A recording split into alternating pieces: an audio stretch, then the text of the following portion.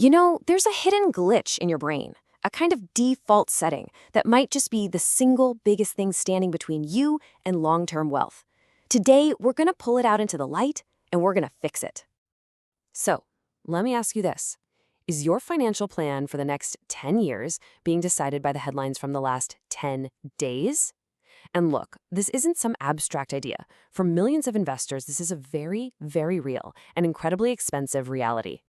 And here's the proof. A whopping 55% of Indian retail investors are making this exact mistake. They're chasing what's hot, dumping what's not, all based on what just happened. They're basically letting the tail wag the dog, and boy, is it a costly mistake. So why? Why do so many of us fall for this? Well, it's not because we're bad at math or anything. It's because our brains have this built-in glitch when it comes to thinking about time and trends. And this is the culprit right here. It's called recency bias. It's a mental shortcut that actually helped our ancestors survive. If you saw a lion by the river yesterday, it's probably smart to be careful today. But in the world of investing, that same shortcut leads you right off a financial cliff. It tricks you into thinking that the latest dip is the new reality, forever. You know that little voice in your head? The one that gets really loud when the market starts to fall and it whispers, "Oh, this is it. This is the big one. You gotta get out now." Yeah, that's recency bias talking. It completely ignores decades of data and focuses only on the last few scary headlines. And listening to that voice, it does a lot more than just cause a little stress. It leads to what I call a compounding catastrophe. Let's take a look at what that actually means for your money. Okay, so look at this. We have two investors both looking at the exact same market. When the Nifty fell back in 2022, the biased investor panicked and hit pause. It's a totally human reaction, right?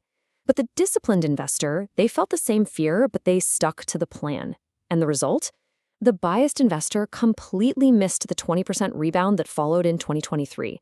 Meanwhile, the disciplined investor, they captured all of it and just supercharged their portfolio. Same market, folks, but wildly different outcomes. But missing out on the big rebound is only half the problem. This bias actively costs you money in other ways. When you're constantly reacting to the news, it means you're buying and selling all the time. And all those little transaction fees, those taxes, they add up. We're talking about 1 to 2% of your returns just gone every single year.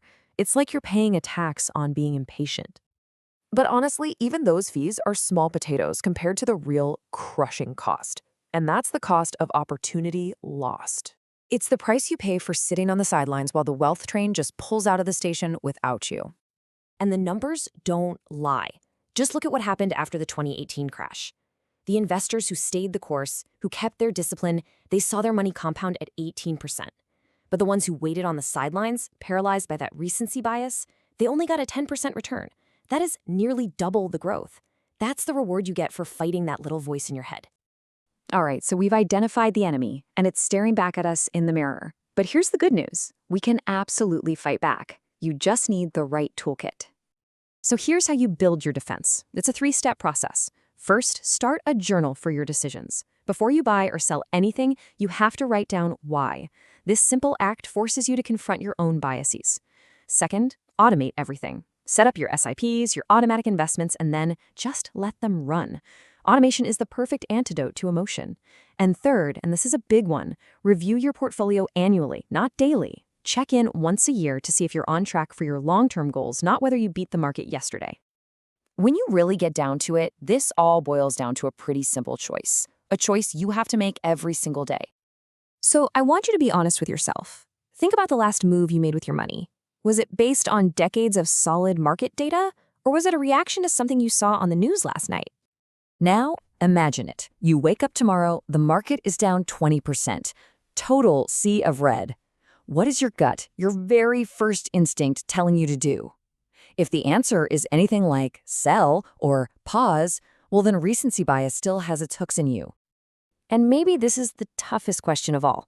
Think back to 2020, to 2018, even 2008. Did you hesitate? Did you wait for things to calm down before you got back in? That hesitation, it has a price tag, and it's measured in years of compounding that you can never get back. So here it is, the final choice. The market is always going to be noisy. The headlines will always scream. The real key to building wealth isn't about being a genius who can predict the future. It's about learning to tell the difference between temporary noise and the permanent, long-term engine of growth. You master that skill, and you master the game.